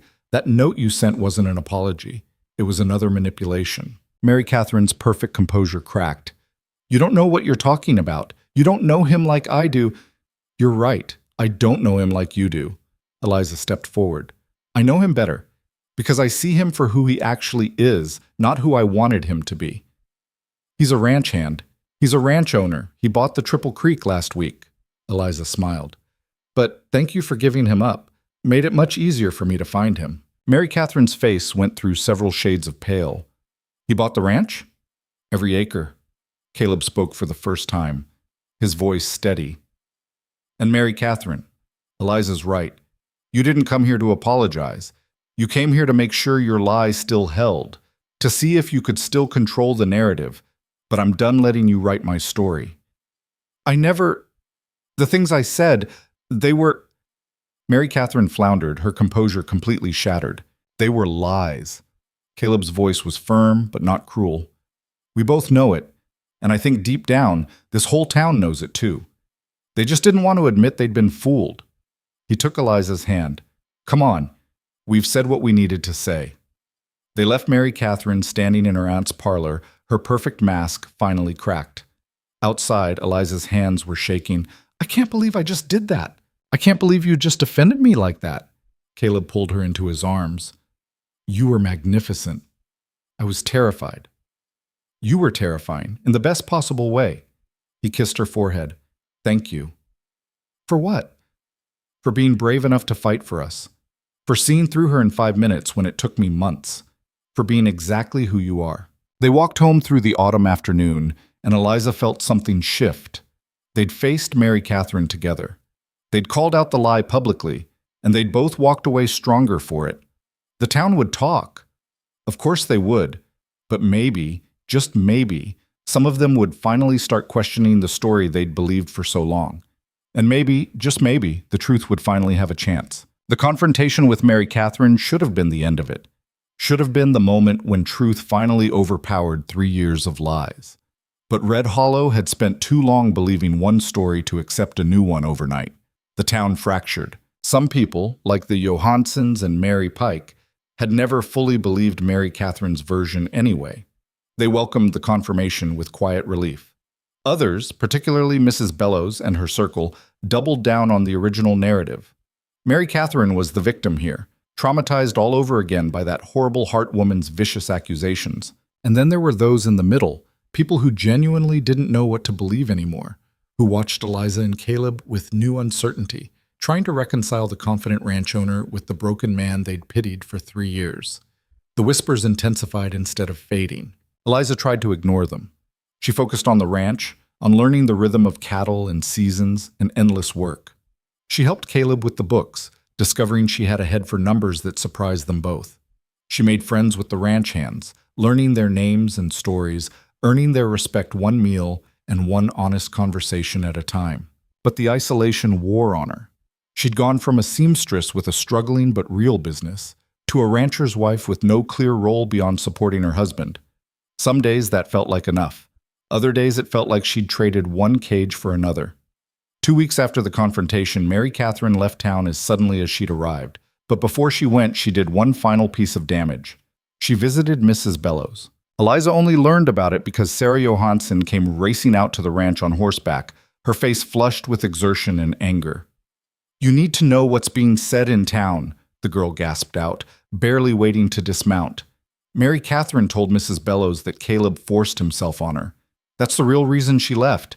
That's why she made up the other story. She was trying to protect him from worse accusations. The world tilted sideways. Eliza grabbed the porch railing to steady herself. She said, "What?" "It's not true," Sarah said quickly. "Everyone with half a brain can see it's not true. But Mrs. Bellows is spreading it anyway, and some people are listening, and I thought you should know before—" "Before what?" Caleb's voice came from behind them. He'd emerged from the barn, still holding a pitchfork, his face going pale as he took in their expressions. "What's happened?" Eliza told him. Watched his face cycle through shock, disbelief, and finally a kind of hollow resignation that broke her heart. "Of course she did," he said quietly. "Of course that's how she'd play it. Can't admit she lied for money, so she invents something worse to justify the original lie." "We have to fight this," Eliza said. "We have to." "How?" Caleb's voice cracked. "How do I fight this?" If I stay silent, people assume it's true. If I defend myself, I look guilty. If you defend me, they'll say you're a naive wife protecting a monster. There's no winning move here." He was right, and they all knew it. Mary Catherine had crafted the perfect trap, a lie that couldn't be disproven, that would poison everything they'd built, that would turn even their supporters into doubters. Sarah left with promises to tell her father, who might be able to do something through the storekeeper network. But Eliza could see the doubt in the girl's eyes now. The seed had been planted. That night, lying in bed with space between them for the first time since the wedding, Caleb spoke into the darkness. "You should leave." Eliza's breath caught. "What?" "Go back to town. Get your business going again. File for an annulment. Say I deceived you. Say whatever you need to say to protect yourself." His voice was flat, defeated. "You don't deserve to be dragged down by this." "I'm not leaving." "Eliza, no." She rolled to face him, though she could barely make out his shape in the dark. "Mary Catherine tried this before, tried to destroy you with words, and you survived it. We'll survive this too. This is different. Before I was just inadequate, broken. Now I'm dangerous. Now I'm someone parents will warn their daughters about. Someone men will watch with suspicion." His voice broke. "I can't live like that. Can't ask you to live like that." Eliza reached for him, found his hand in the darkness. "Then we prove her wrong." "How?" "I don't know yet, but giving up isn't the answer." They lay there in silence, both knowing that hope alone wouldn't be enough, but not knowing what else to hold on to. The next morning brought unexpected help. Tom, the old ranch hand, knocked on their door just after dawn. Behind him stood 3 other hands, all looking grim. "We heard what's being said in town," Tom started without preamble. "And we want you to know we don't believe it, not for a second. Caleb's been working this ranch for 5 years, added another hand named James. "We've seen how he treats people, how he treats women when they come out for visits or deliveries. He's never been anything but respectful. This Mary Catherine woman, she's lying." "We're willing to say so publicly," Tom continued. "Write statements. Go to the sheriff if needed. Whatever it takes." Caleb looked like he might break down. "You don't have to do that." "Yes, we do. You gave us jobs when other ranches were laying folks off. You treat us fair, pay us honest. That matters." Tom's weathered face was set with determination. "We take care of our own." It was something, at least, a foundation to build on. But the statements from ranch hands, however sincere, couldn't compete with Mary Catherine's carefully crafted tears. Mrs. Bellows made sure of that, hosting the younger woman for tea before she left, giving her a stage to perform her trauma. Eliza heard about it from Mrs. Fletcher, who'd heard it from someone who'd been there. "She cried real pretty," the landlady said with undisguised disgust. "Said she'd been carrying this secret for years, that she'd tried to protect Caleb's reputation despite what he'd done to her, but she couldn't let him ruin another innocent girl's life. It was quite a performance, from what I hear." "And people believed her?" "Some did. Some are still deciding, but Eliza," Mrs. Fletcher's expression turned serious, "this is bad. Worse than the first lie. Because this one paints you as either complicit or foolish. Either you know what he is and don't care, or you're too stupid to see it." "I know what he is," Eliza said quietly. "He's good. He's honest, and he's being destroyed by a woman who can't stand that she made a mistake 3 years ago." "Then you'd better find a way to prove it." "But how? How did you prove a negative? How did you demonstrate that something didn't happen when the only witnesses were the accuser and the accused?" The answer came from the least expected source. 3 days after Mary Catherine left town, supposedly headed back to Denver but really gone to visit more family in Helena, a stranger arrived at the ranch. He was well-dressed, probably in his 40s, with the kind of face that had seen hard decisions and made most of them. "I'm looking for Mrs. Boone," he said when Tom met him at the gate. Eliza came out, wary. "I'm Mrs. Boone." "My name is Richard Hartley. I'm an attorney from Denver." He dismounted, tied his horse, approached the porch with careful steps. "I represent the Sinclair family, or rather, I used to."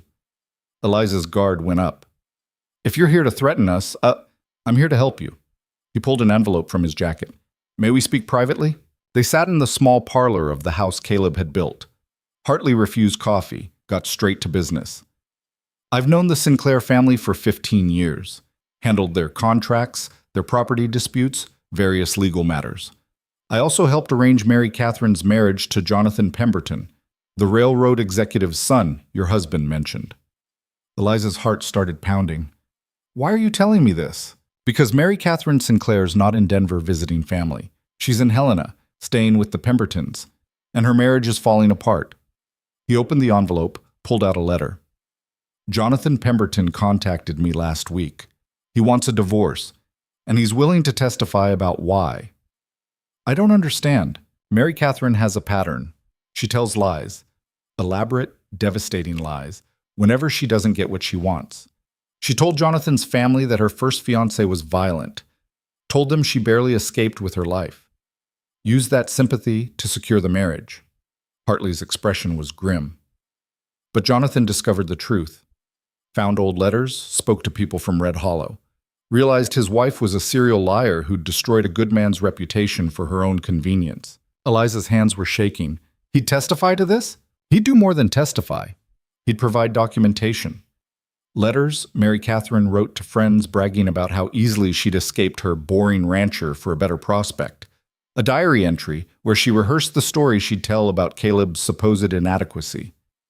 Hartley leaned forward. Mr. Pemberton is a proud man who doesn't like being made a fool of.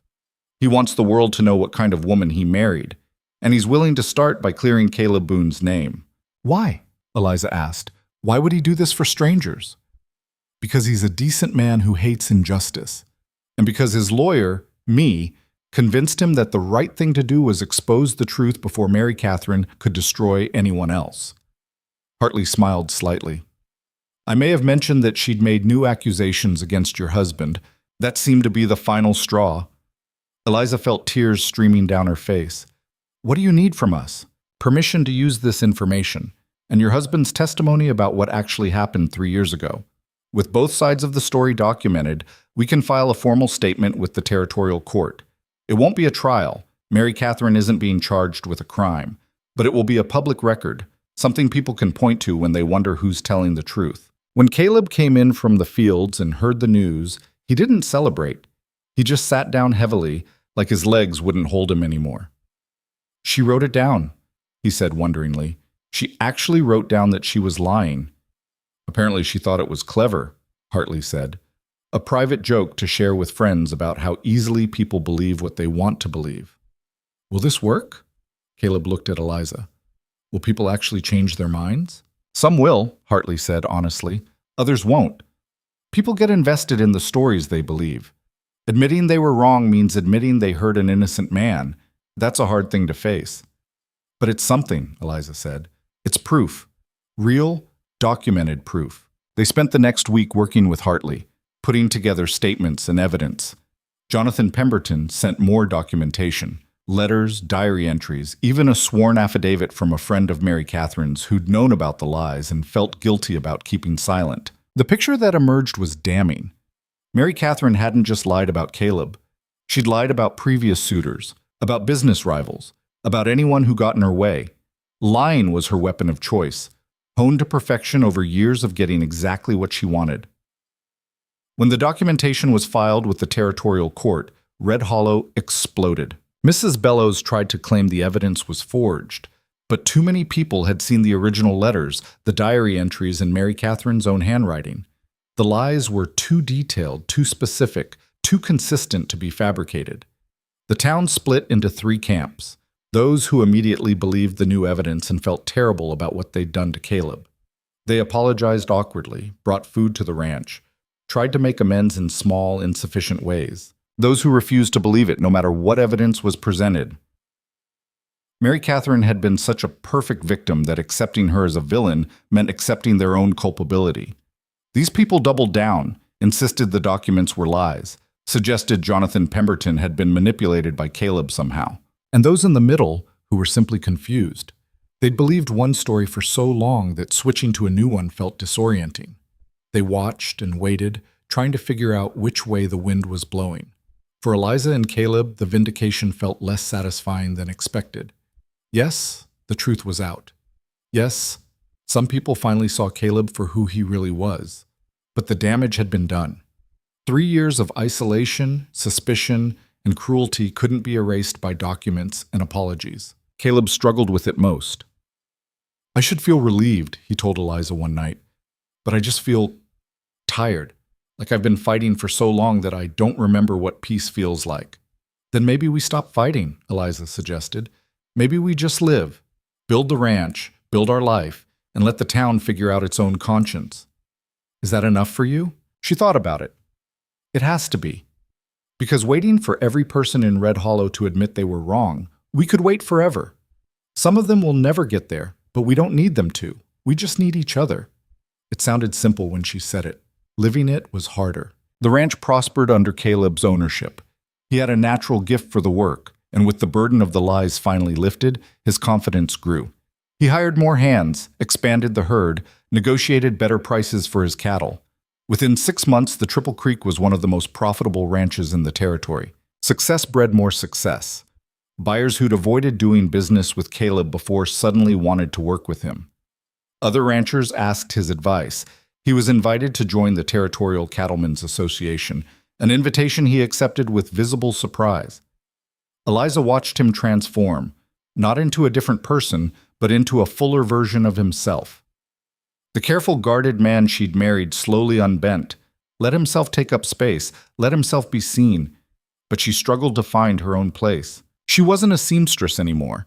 That business was gone, killed by the scandal and her own choice to invest in the ranch. She wasn't exactly a rancher either, not in the way Caleb was. She helped with the books, managed the household, learned to cook for a dozen hungry ranch hands.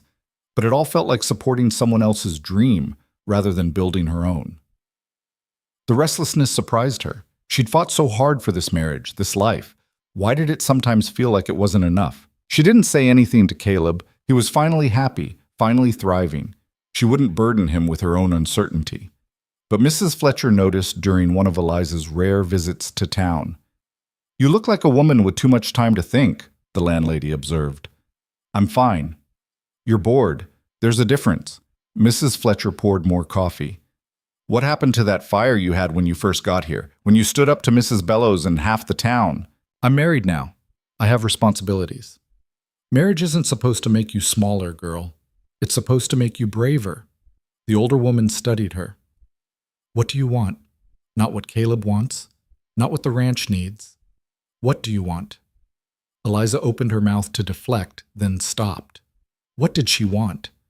The answer came slowly, like something surfacing from deep water. She wanted to build something, not just support Caleb's building, but create something of her own. Something that proved she was more than just the woman who'd defended a good man. Something that said Eliza Hart Boone mattered in her own right. "I want to start a school," she heard herself say. Mrs. Fletcher raised an eyebrow. "A school? For the ranch children, the kids who live too far out to come to town every day." The idea crystallized as she spoke. There are at least a dozen families in the valley who can't afford to send their children to board in town. Their kids grow up barely able to read. I could teach them, could give them a chance. "You know how to run a school?" "I know how to read and write and do figures. That's more than most of those kids will get otherwise." Eliza felt excitement building. "I could use one of the empty buildings on the ranch. Caleb's not using the old bunkhouse anymore. I could convert it, get books somehow, start with just a few students and grow from there." "It won't be easy." "Nothing worth doing is."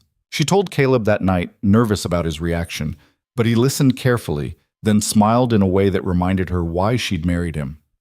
"I think it's a great idea," he said, "and I think you'll be good at it." "You don't mind? It'll take time away from the ranch work."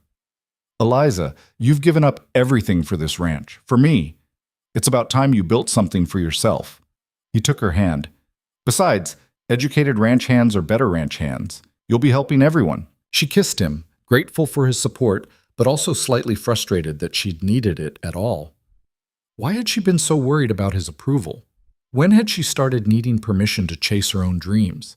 The realization bothered her more than it should have, but she pushed it aside and threw herself into the school project. She cleaned out the old bunkhouse, built simple desks from scrap wood, begged books from anyone who'd donate them. Sarah Johansson contributed her old primers.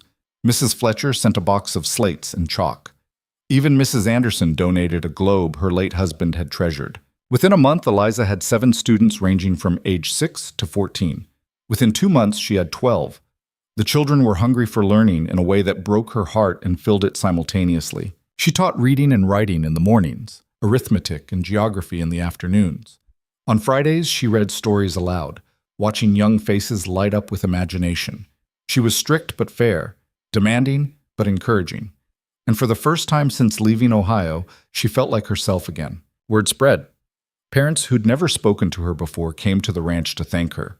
Ranch hands mentioned how their kids could suddenly read the labels on feed sacks, could write letters home to distant relatives. The school became something the whole valley took pride in. Even Mrs. Bellows had to acknowledge it, though she did so through gritted teeth. "I suppose every child deserves an education," she said, when someone praised Eliza's school in her presence, even if the teacher is of questionable character.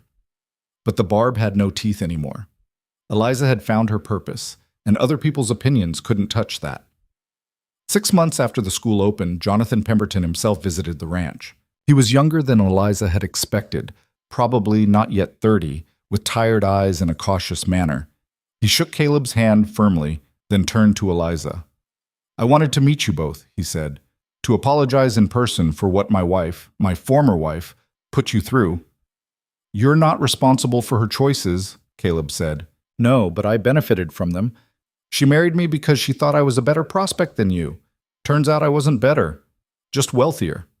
Pemberton's expression was rueful. "The divorce was finalized last week. She's gone back east to live with her mother. I hear she's already looking for her next target."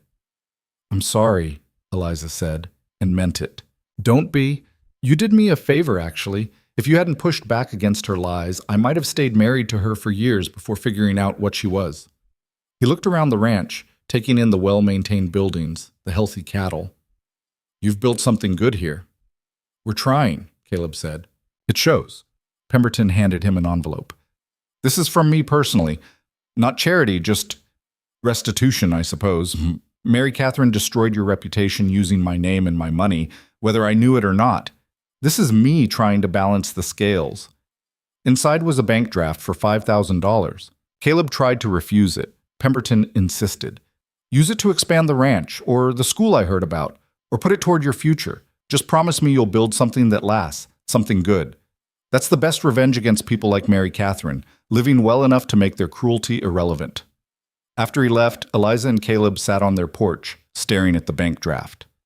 "We could pay off the ranch completely," Caleb said quietly. "Be debt-free within the year."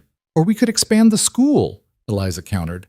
"Build a real building, buy proper books, maybe even hire another teacher." They looked at each other and laughed. "Or we could do both," Caleb suggested. "Half to the ranch, half to the school. Build both our dreams."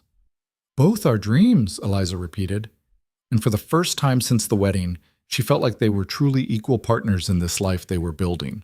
The truth had taken its time, but it had finally won. They split Jonathan Pemberton's money exactly as they'd discussed, half toward paying down the ranch debt, half toward building a proper schoolhouse. The decision felt symbolic somehow, like they were finally learning to balance their individual dreams with their shared future. The new schoolhouse went up that summer, a clean white building with real windows and a bell tower that could be heard across the valley. Eliza rang that bell herself on the first day of the fall term, watching 23 children stream through the doors, more than double her original enrollment. She'd hired help too. A young woman named Catherine Miller from back east, who'd come west for adventure and found herself stranded when her traveling companions moved on without her. Catherine was smart, patient, and desperate enough for work that she didn't care about Eliza's reputation. They made a good team. The ranch prospered alongside the school. Caleb's herd grew. His reputation as a fair dealer spread, and by the second year of their marriage, the Triple Creek was the benchmark other ranches measured themselves against. But success brought its own complications. Red Hollow had slowly, grudgingly accepted that they'd been wrong about Caleb Boone. Some people apologized directly. Others just started treating him with the respect they should have shown all along, pretending the previous years of cruelty had never happened. Caleb handled it with more grace than Eliza could muster. When Mr. Cooper approached him at the general store to shake his hand and congratulate him on the ranch's success, Caleb accepted without mentioning that Cooper had denied him a loan 2 years earlier. When Mrs. Bellows' husband asked his advice on cattle breeding, Caleb gave it freely, never bringing up the painted window or the rock-throwing incident.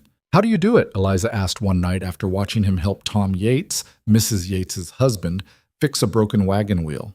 The same Mrs. Yates who'd been one of the first to warn Eliza against him. "How do you just forgive them?" Caleb was quiet for a moment, sitting on their porch in the fading light. "I don't know if it's forgiveness exactly. More like choosing not to carry it anymore. Those 3 years were heavy enough to live through once. I don't want to keep living them by holding grudges." "But they hurt you. They believed the worst about you without question." "They did. And that says more about them than it does about me." He reached for her hand. "Besides, staying angry would mean Mary Catherine still had power over my life.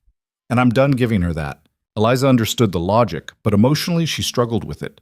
She still felt a flash of anger every time Mrs. Bellows made a backhanded comment about rough beginnings leading to surprising outcomes. Still tensed when someone who'd shunned them tried to act like they'd been supportive all along.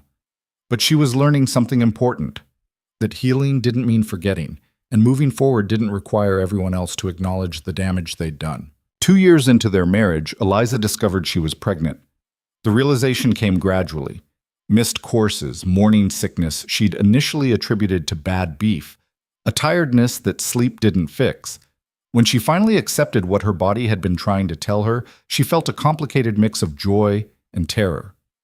She told Caleb on a Sunday afternoon, after they'd finished the week's paperwork for the ranch. He'd been complaining about a supplier's prices when she just blurted it out. "I'm going to have a baby." He stopped mid-sentence, pen frozen above the ledger. "What?" "A baby. I'm pregnant.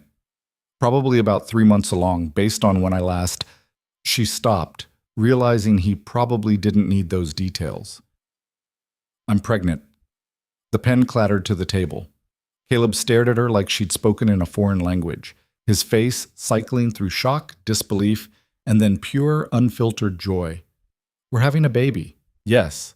An actual baby. A child. That's generally what pregnancy leads to. Yes." He crossed the room in 2 strides and pulled her into his arms, careful suddenly, like she might break. "Are you happy about it?" The question surprised her. She pulled back to look at him.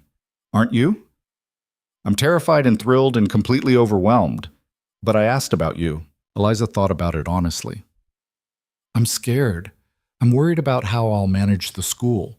I'm worried about labor and whether I'll be a good mother and 100 other things. But yes, underneath all that, I'm happy." "Then we'll figure out the rest together." Pregnancy changed things in ways Eliza hadn't anticipated. Her body became unfamiliar territory, swelling, aching, moving in ways that felt alien. The morning sickness gave way to constant hunger, which gave way to exhaustion so profound she sometimes fell asleep sitting up. She had to reduce her teaching hours, eventually turning the school over to Catherine entirely for the last 2 months of pregnancy. The guilt of that ate at her, even though Catherine was perfectly capable and the students were thriving. "I built this thing, and now I'm abandoning it," she told Mrs. Fletcher during one of the older woman's visits. "You're not abandoning anything. You're growing a human being. That tends to take priority." Mrs. Fletcher poured more tea. "Besides, you'll be back. This isn't the end of your work, just a pause." "What if I'm terrible at being a mother? What if I resent the baby for taking away my freedom?" "Then you'll be like every other mother who's ever lived. Nobody's good at it from the start, girl. You just do your best and hope the kid doesn't end up too damaged." It wasn't exactly reassuring, but it was honest. The baby came in early spring, during a storm that turned the roads to mud and made getting help nearly impossible. The doctor couldn't reach them from town, so it was just Eliza, Caleb, and Mrs. Fletcher, who'd ridden out despite the weather because she'd delivered half the babies in the territory and wasn't about to miss this one. Labor was everything Eliza had feared and worse. Hours of pain that made her curse Caleb, curse herself, curse the entire concept of childbirth. She screamed things she'd later be embarrassed about, demanded that Caleb leave, then panicked when he started to go. But when it was finally over, when Mrs. Fletcher placed a squalling, red-faced infant in her arms, something shifted in Eliza's chest, a fierce, primitive love that felt nothing like the careful affection she'd built with Caleb. This was immediate, overwhelming, terrifying in its intensity. "It's a girl," Mrs. Fletcher announced unnecessarily, since the baby's anatomy was fairly obvious. Caleb looked like he might cry. She's perfect. She's wrinkly and loud, Eliza said, but she was smiling. But yes, perfect. They named her Sarah Rose. Sarah after the Johansson girl who'd been one of their first supporters. Rose after Eliza's mother. The baby had dark hair like Caleb and eyes that would probably turn brown like Eliza's, though it was too early to tell. Caring for an infant proved harder than running a school or managing ranch books. Sarah Rose had strong opinions about when she wanted to eat, sleep, and be held, and none of those opinions aligned with anything resembling a schedule.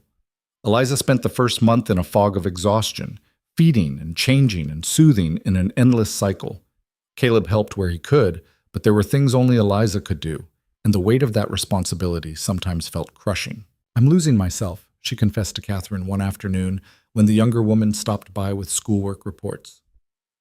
"I used to be a teacher, a business owner, a person with thoughts and goals.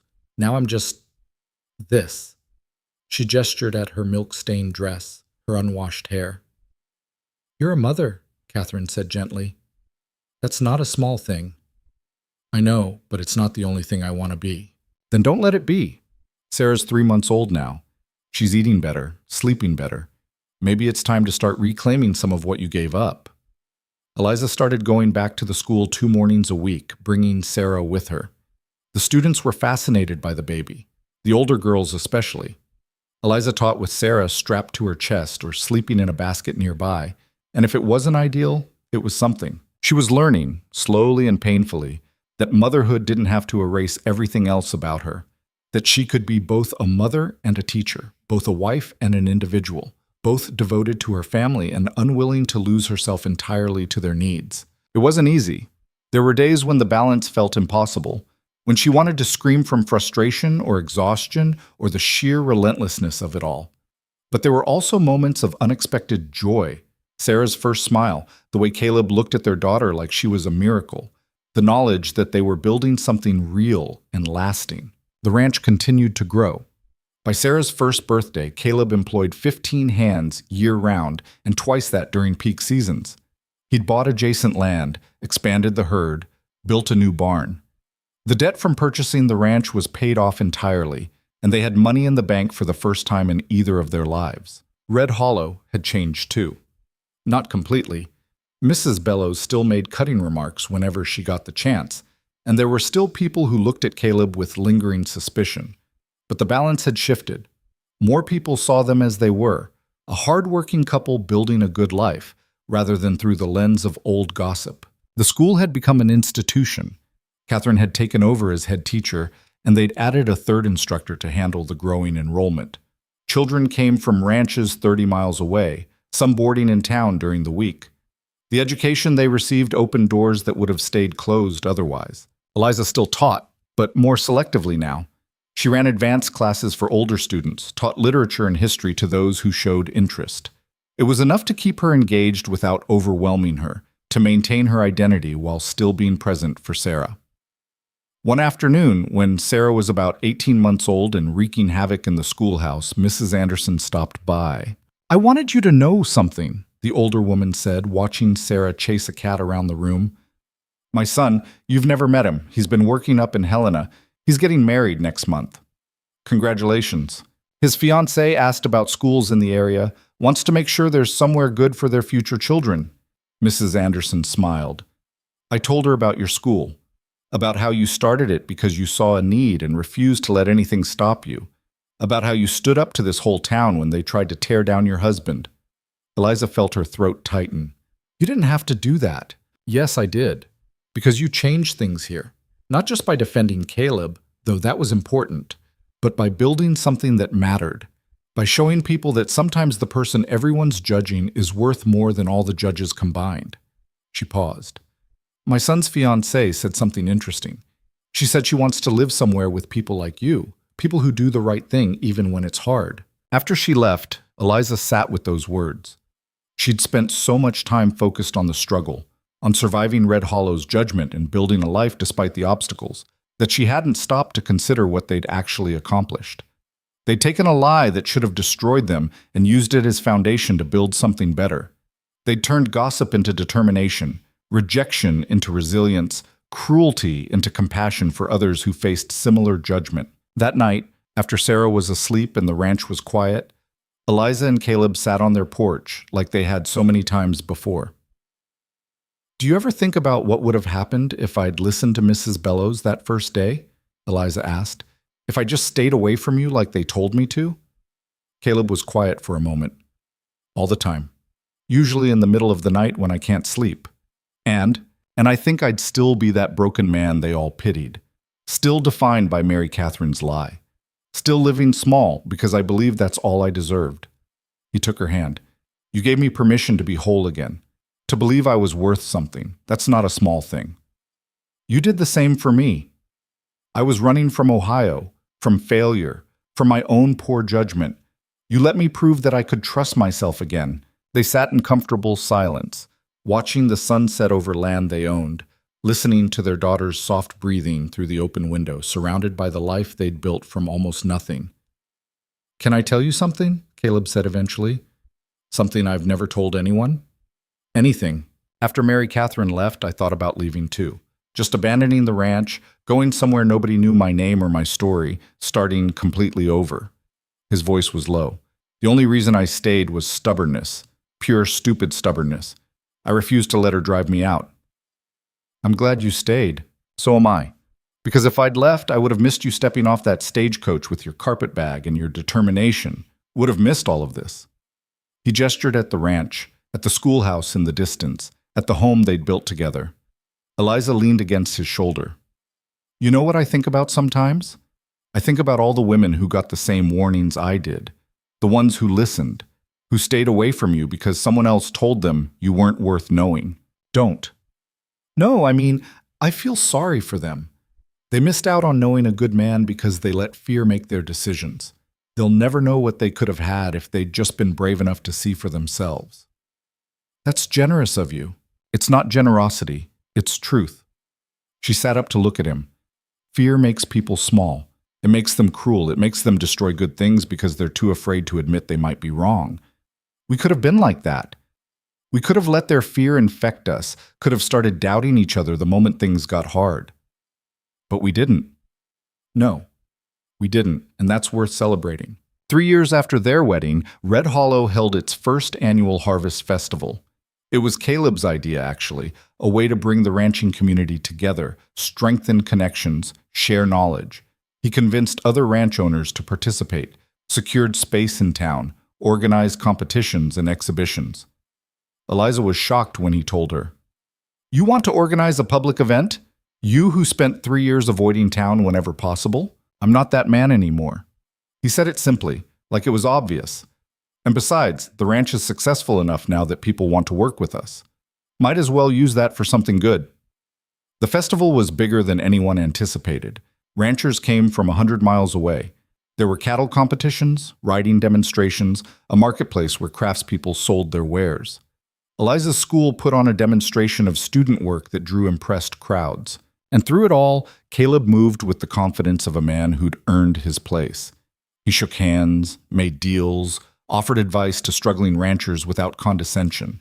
People sought him out, respected his opinion, treated him like the successful businessman he'd become. Watching him, Eliza felt a fierce pride. This was what she'd seen that first day at the ranch, beneath the careful guards and old wounds. This capable, strong man who'd been buried under someone else's lie. On the second day of the festival, something unexpected happened. Mrs. Bellows approached them. Eliza's first instinct was to turn away, but Caleb's hand on her arm stopped her. They waited while the older woman made her way through the crowd, her expression unreadable. "Mr. Boone, Mrs. Boone," she nodded to each of them. "I wanted to speak with you before the festival ended." "Mrs. Bellows." Caleb's voice was neutral. The older woman took a breath, and for the first time since Eliza had known her, she looked genuinely uncomfortable. "I owe you an apology, both of you. What I did, spreading those stories, encouraging others to shun you, it was wrong, cruel, and I've spent the past year trying to understand why I did it." Eliza waited, suspicious. This could be another manipulation, another attempt to control the narrative. "I think," Mrs. Bellows continued slowly, "that I was jealous. Of Mary Catherine, initially. She was everything I'd never been. beautiful, well-connected, destined for a better life than Red Hollow could offer. When she told that story about you, Caleb, I wanted to believe it because it made her more sympathetic, more like the rest of us who'd had our share of disappointments. She turned to Eliza. And when you came to town and refused to go along with the story we'd all accepted, it felt like an attack, like you were calling us all fools for believing it. So I doubled down, made it worse, tried to force you to see things our way or suffer the consequences. Why are you telling us this now? Eliza asked. Because my granddaughter started at your school this fall. She comes home every day excited about what she learned, proud of her work. And I realized that while I was busy judging you, you were busy building something that matters, something that's making this whole community better. Mrs. Bellows's eyes were bright. I can't undo the damage I did, but I can acknowledge it, and I can try to do better going forward. Caleb glanced at Eliza, letting her take the lead. I appreciate you saying that, Eliza said carefully, but you need to understand, an apology doesn't erase 3 years of cruelty, doesn't undo the damage you did to people who deserved better from this community. I know. Do you? Because you weren't the one living through it. You weren't the one having rocks thrown through your window, being called names, losing your business because people believed gossip over truth. Mrs. Bellows flinched. You're right. I can't understand what I put you through, but I'm asking anyway, not for forgiveness, because I don't deserve that, just for a chance to do better, to support what you're building instead of tearing it down. Eliza looked at Caleb. He gave a small shrug, leaving the decision to her. She thought about this past 3 years, about the anger she'd carried, the desire for people to acknowledge the harm they'd done. Mrs. Bellows was offering that acknowledgement, and Eliza could either accept it or hold on to her resentment. Holding on would be easier, safer, would protect her from potential future betrayal. But it would also keep her trapped in the past, defined by what had been done to her rather than what she'd built despite it. All right, Eliza said finally. I can't promise we'll be friends, can't promise I'll forget what happened, but I can accept that you're trying to do better. That's something. Relief washed over Mrs. Bellows' face. Thank you. That's more than I deserve. After she left, Caleb pulled Eliza close. That was generous of you. It was self-preservation. I'm tired of being angry, tired of carrying all that weight. She leaned into him. Besides, you were right. Staying bitter would mean they still had power over us, and I'm done with that. The festival ended with a dance.